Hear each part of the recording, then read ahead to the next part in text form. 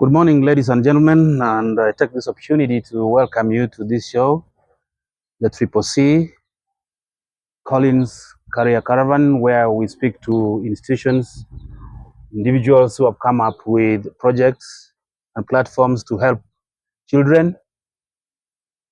And on this occasion, I've had an opportunity to be visited by a colleague in the profession. He will introduce himself, and then we'll get going from there. Thank you very much and welcome. Great. My name is Fantas Kariithi Mugo.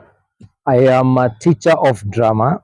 I've trained in film and theatre arts, and I am the founder of Gifted Kids Creative Center. Thank you very much for that brief introduction. We might not have the whole day to go back to your educational background, but as we go along, I'm sure you'll be mentioning it here and there. What inspired you to start this great program for our kids, Mr. Mugo? One is that since when I was a Form 1 student, I loved acting, I loved drama. I was introduced to drama by a person called Erastus Owuor, who was the founder of Heartstrings, and used to be my neighbor. So one day he took me to watch a Heartstrings production, and I was a Form 1 student. Right. And I was like, hi, this is what I want to do in life. I really liked it. But along the way, I got myself into acting and drama, teaching of drama, and what was there was just drama festivals by then. But later was to work with different organizations in the same field of teaching drama, like PSI. I was a theater consultant with PSI. Then later, I got myself a job to teach drama in an international school.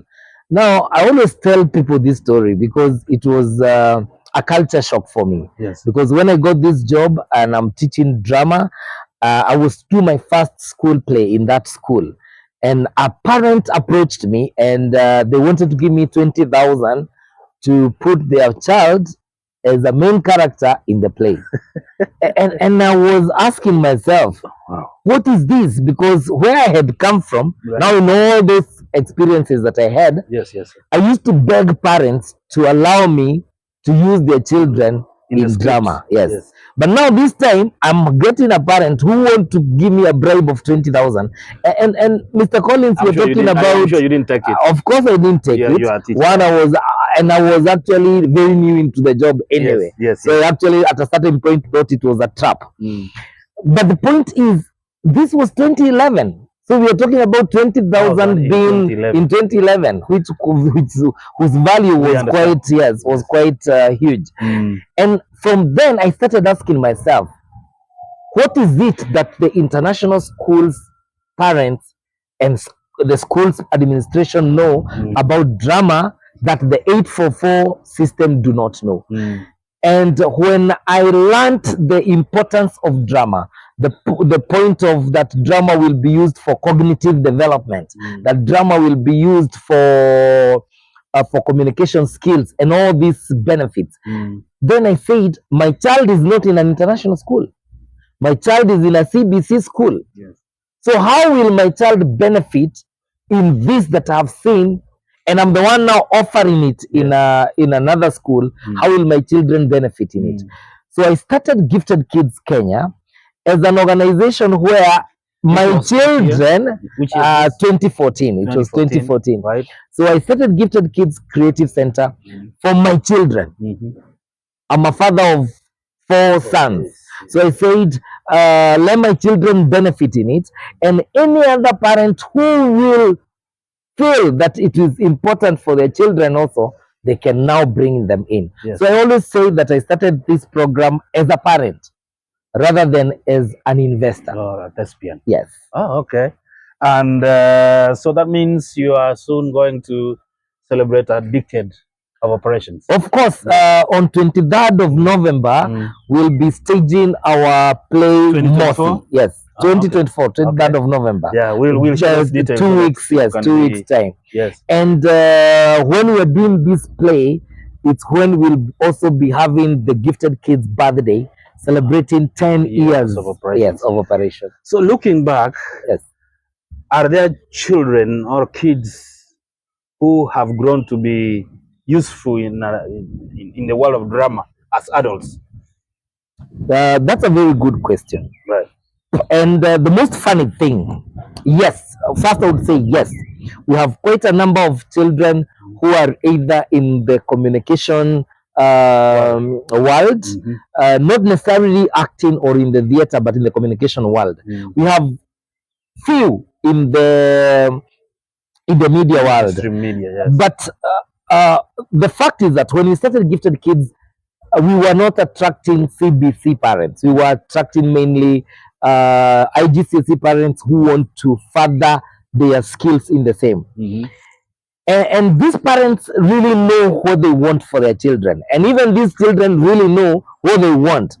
So you would find that a child today, actually some of them that I know who are in Gifted Kids in 2014 are doing engineering and science-related courses. Yes.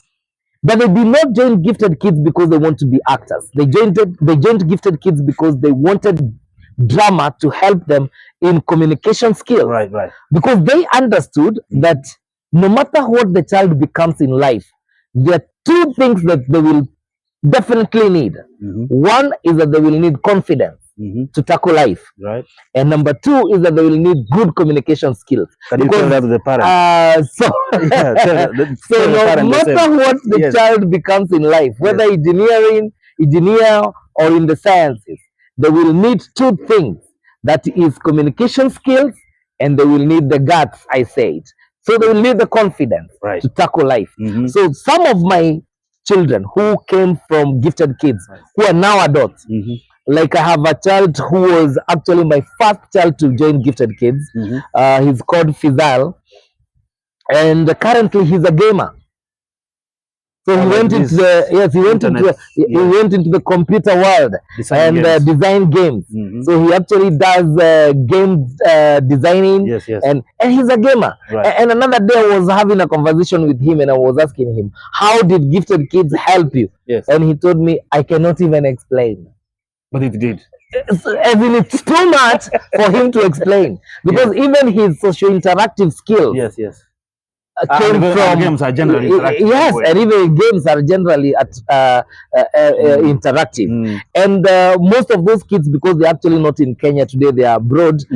I believe those skills have helped them even to interact with the world out there. Right. So without sounding like we want to condemn the parents of 844 and the CBC, what can you tell them in as far as CBC is concerned and understanding the pathway that encapsulates theater and film? What can you advise them, parents, teachers, even society at large? You know, the most I would say, sometimes you do things and those things align with things that happen in the future. Yes. And you almost ask yourself whether you are a prophet. Yes. Because blow your own trumpet. We are listening. Because you see, yes. Currently, from last year, I joined the CBC school to teach performing arts. Something that when I was starting Gifted Kids, I would not even have imagined. Right. Because it was so hard to sell Gifted Kids to the CBC parents. Because they were so much academic. Yes, 844. They were so much academic oriented. Yes. But recently, schools have introduced performing arts as a subject now from the CBC. And I joined Reggie's Ruda Academy as a performing arts teacher. And it was so amazing when I went through the curriculum, because I didn't understand the CBC curriculum before until I joined Reggie's. I was more into the IGCSE drama curriculum. Yes, I know. And when I joined CBC and I took up this curriculum, and I was so happy in the way it is actually structured. Because you see, even when we're talking about the pathways, and we are talking about the science and technology, the STEM. Yes. In STEM, drama is there. because we are talking about yes, drama is in STEM. Why? Because we are talking about we are talking about animation. Yes. Skills. Yes. In STEM. Yes. And we're even also talking about film technology. Yes. In STEM. Yes. So when you look at it, then you see that a child who starts learning drama when they're young, right, and they understand all this, because like in Gifted Kids, we introduce both the theatrical and the film aspect of it. Yes, and our children go through the whole process, including even the post-production of a film. Currently, we have the teenagers doing animation classes, practical animation classes. So you see that if this child then is in Gifted Kids and they have gone through this whole curriculum, by the time they are going to year 9 and they're selecting the subject, whether they go to the STEM way or they go to the performing arts and sports way, the truth is that they are good performers already. They understand the scripting and everything together. Do you know how confusing it would be that now, after you're in grade 9, you want to do film technology? You have no understanding of the whole performing arts, the basics, everything up to that level, and now you want to do specialize on one thing. The chances of you even making a career mistakes are very high. But this child who has been doing all this, when they now decide I want to specialize on animation, they're good to go. Because all these aspects of performing arts and film, they somehow need each other. They correlate. Yes, they correlate. Symbiotic. Yes. So even if you don't specialize in the studies of one, but you have basics on the other, then it will support you in one way or the other. Good. Very good. I remember you once staged a very serious, top-notch play at Oshawa when we were teachers there. And from what you're saying, you changed curriculum to the 844 CBC one at Regis Runda. So, are you getting the same response so far from parents of where you are without seeming to make judgments? The enthusiasm of the parent now, the CBC parent, towards allowing their children to engage in drama as a potential career area? No, one thing is I don't want us to compare schools or parents. But the truth is that when you go to, it is not yet time to compare IGCSE school system with the CBC when it comes to performing arts and sports. Right. Because one culture, the school administration would be loving things very much, want to introduce them very much. But again, we have to go slow in terms of making the parents understand. For example, why do we need to do all these activities? When do you even have time to study? And yet you're doing all these activities. How important is this for my child who is more in sports and not in drama? Remember when we were in Oshawa, you know that everything is for everyone. So when it comes to drama, it's a subject, everyone is doing it. Whether you're very good in sports or not, this one you'll still do it anyway. But up to year 8, then year 9 now you choose. But the system has been there, like for school plays, has been there for years and years. It has evolved over time. In CBC, we are introducing, some schools have not even accepted the whole thing. But Regis is a very interesting school because in Regis, we are able to do 3 productions in a year and 1 festival of art. It's amazing. So we are having a play for early years. Another person came and they were like, wow, we did a 2 hours play for early years. That is the nursery school, yes. The main character is PP2. How old? 4 years old. 2 hours. 2 hours on stage, the House of Mumbi. Okay, man. Okay? Yeah. And we moved from there, and after 1 week, we are having another production. Yes. Yes, for the early years now, for the lower primary. Yes. And the lower primary again, they were doing Moana, the cartoon.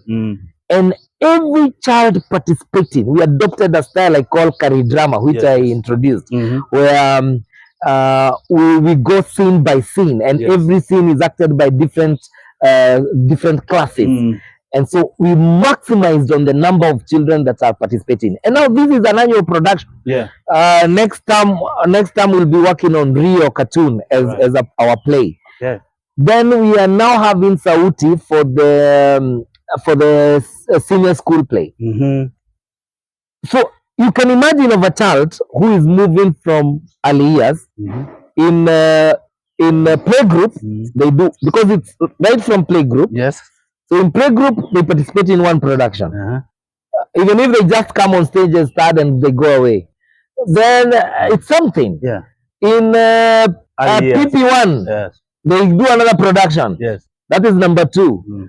In PP2, they become main characters in a production. Yes. In grade 1, they do another production. Yeah, like that. Okay. Like that, yes. PP grade 2, grade 3. By the time that child is in grade 3 going to grade 4, they have participated in 6 productions. And some are pathways forming in case the child is talented. Now understand that this production is purely a musical play. Yes. So it has storytelling, it has dances, it has songs. There is the use of musical instruments. And this child has been in it, has been seeing it, so when we come to now teaching performing arts in grade 7, and you're asking this child, what are the components of performing arts?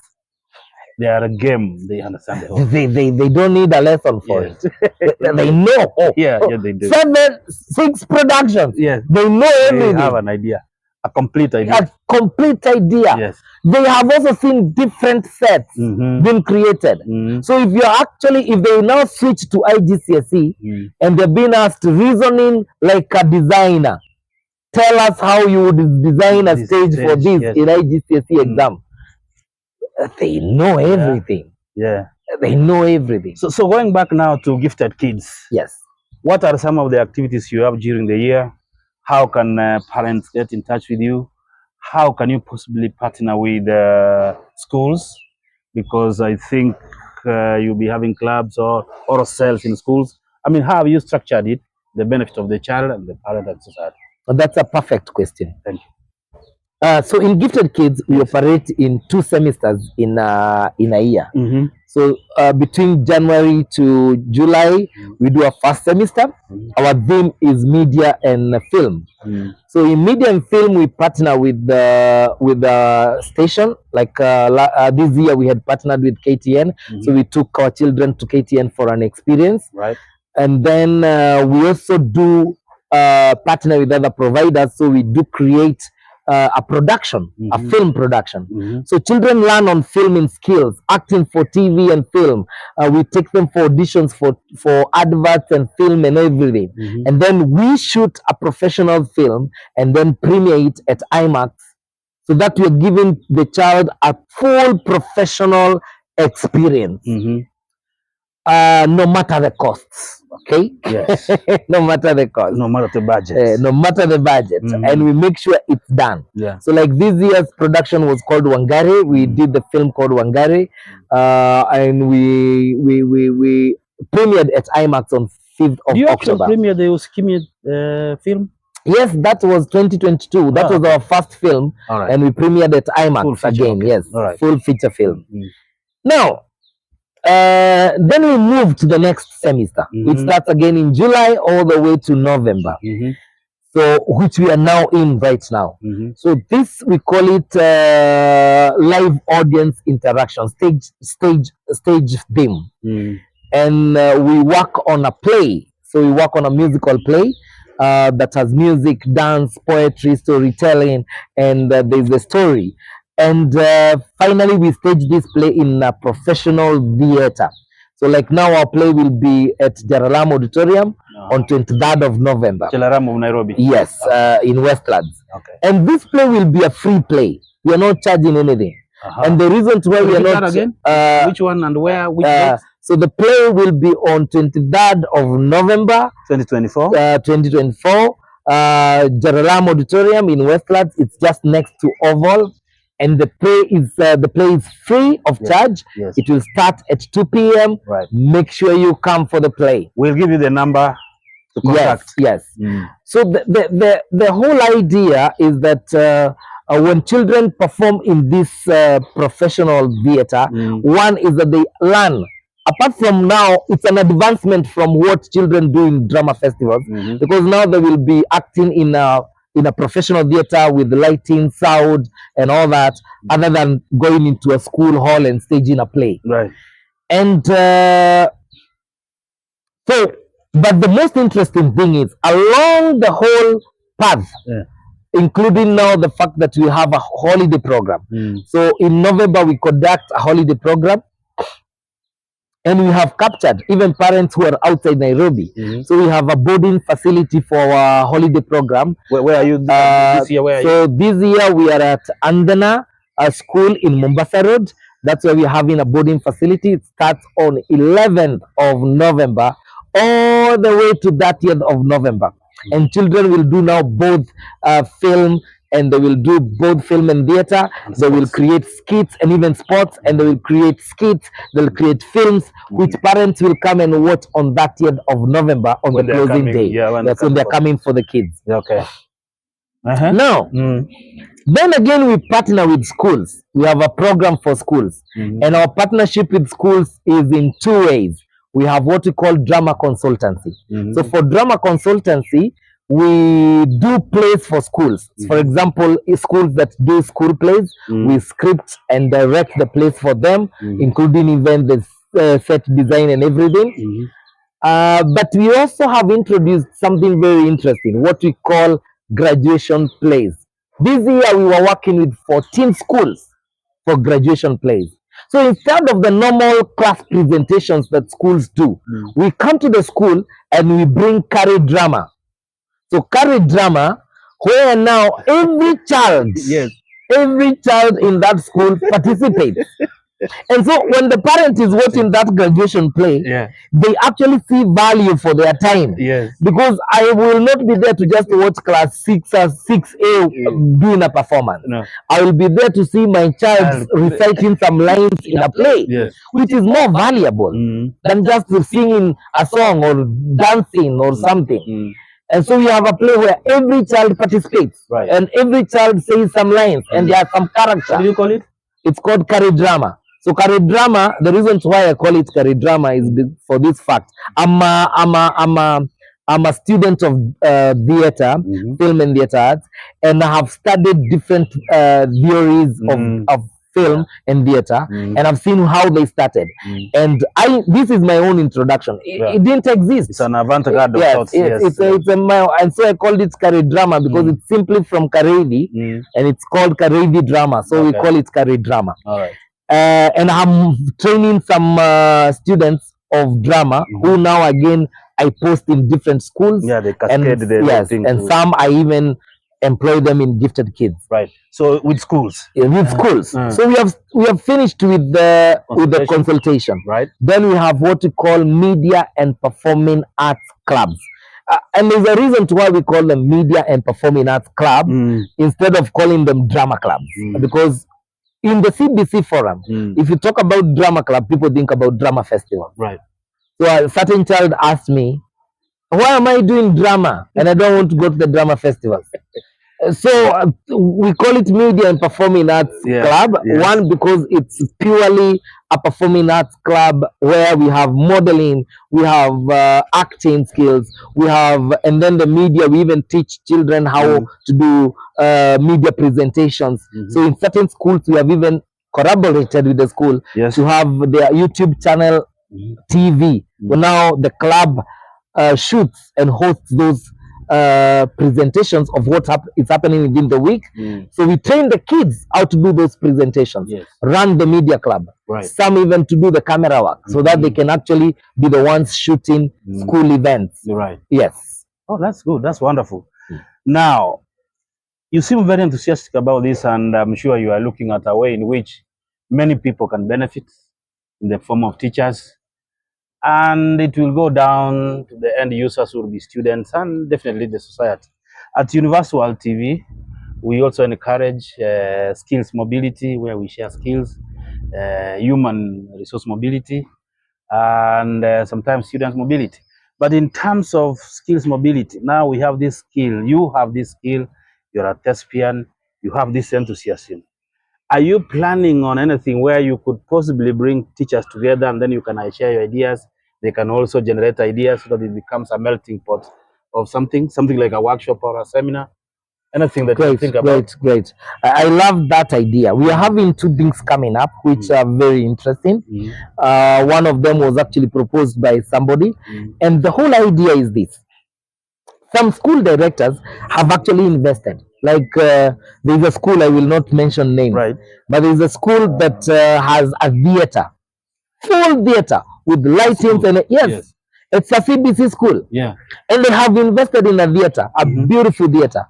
But that theater today is only used for chapel work, church. Nothing performance in that church, in that school. And the owner of the school asked me, Mr. Fantas, what can we do? This is a huge investment that is going to waste. So there are directors who have invested in this, but nothing is happening. So the first workshop is on 20th of November. It's a workshop that is targeting two types of people. It is targeting the second and third generation of directors. So school owners, second generation, third generation. Right. Okay. It's also targeting the school alumni who were in the performing arts department. So those people who left those schools, but they still love the fact that they would want to participate in some performing arts kind of venture. So we are having this at Marion School, Kahawa West, on 20th of November, starting from 8 in the morning. Right. And the whole idea is us having a critical discussion on how, as new leaders in the school, we can use performing arts as the backbone driver for our schools. Right. Then we have another workshop on 7th of February. This one or 8th? 8th of February. I think 8th of February. If it's a Saturday, it's a Saturday. I think it's 8th of February. Yes. Where would that be? And this will be at Kenyatta University. Okay. And this one is targeting two types of people, I would say. Right. One is targeting performing arts teachers in schools. So if you're a performing arts teacher in a school, come to this workshop. On 8th February 2025. Okay. The whole idea is when we were in IGCSE schools, we used to hold what we call insets for teachers. And we pave ways, we exchange ideas. I've had many teachers calling me and telling me, Mr. Fantas, how do I teach performing arts in this class? How do I approach this kind of a thing? Come in this workshop.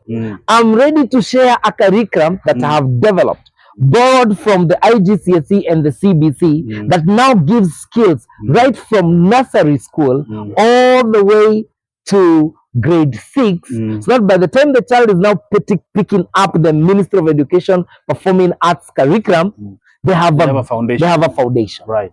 Okay.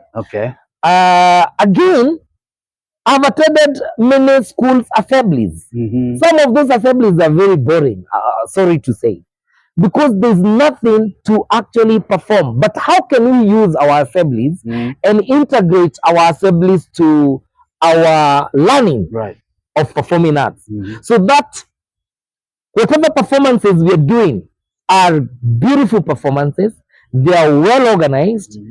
Okay, so in-house productions, without looking at drama festivals, what are the in-house productions that we can offer to our schools and our children? But we will go further than that. We will also discuss how do we tap the talent, the child talent, as early as possible, and link this talent to the talent market. Because there is quite a huge market out there for children in terms of adverts, in terms of communication, in terms of there's quite a lot. Yes, there's quite a lot. So how again do we tap this? Then the other person that we target is that independent teacher who, for example, maybe teaches English literature, and they feel that they are talented, but that environment is enclosed for them. They want to explore other areas, and I will tell them this for a fact, and I'm telling these teachers for a fact. The market for drama teachers in the world is so huge, you cannot finish it. In our lifetime. Teachers of drama are needed. We got employed almost 15 years ago to teach drama, and up to date we have schools asking us for drama teachers every day. Who you might be knowing. Giving a reference. Currently, I have to work with interns where I am. Teach them so that we can employ them. So if you are a teacher out there, look, and you have these skills of dance, drama, stop wasting yourself. It's easy to come to this workshop. We'll be telling you how you can shift from what you're currently teaching and become a teacher of performing arts. Thank you very much, and thank you, Mr. Mugo Kariithi, for coming to Triple C. It's been wonderful listening to you, but we can't let you go without having to say thank you to people who have supported you, people who you appreciate along the way. You may want to mention names, you may not want to.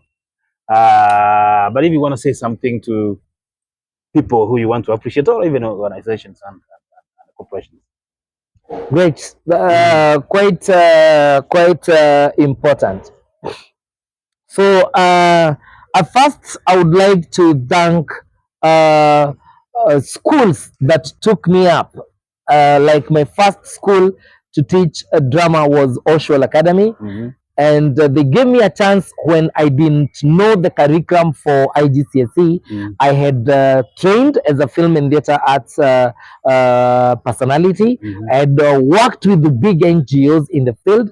I had all the experience, but I did not know how to teach IGCSE curriculum. So I had to learn. So they gave me a platform to actually learn. And there would be no gifted kids if that chance was not given to me.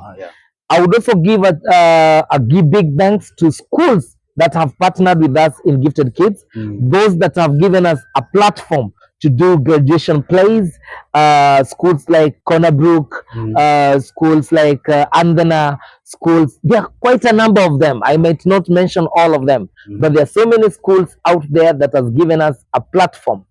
I would not go without thanking Regis, because Regis Ruda Academy is a great platform for me as a person. They have given me a platform to understand the CBC curriculum. And start something that was not there. There's nothing as good, and I tell young people, there's nothing as good as someone who gives you a platform to do what you think you can do. Because it's easy for someone to give you a job and tell you, these are the structures, this is what you follow, this is what you do.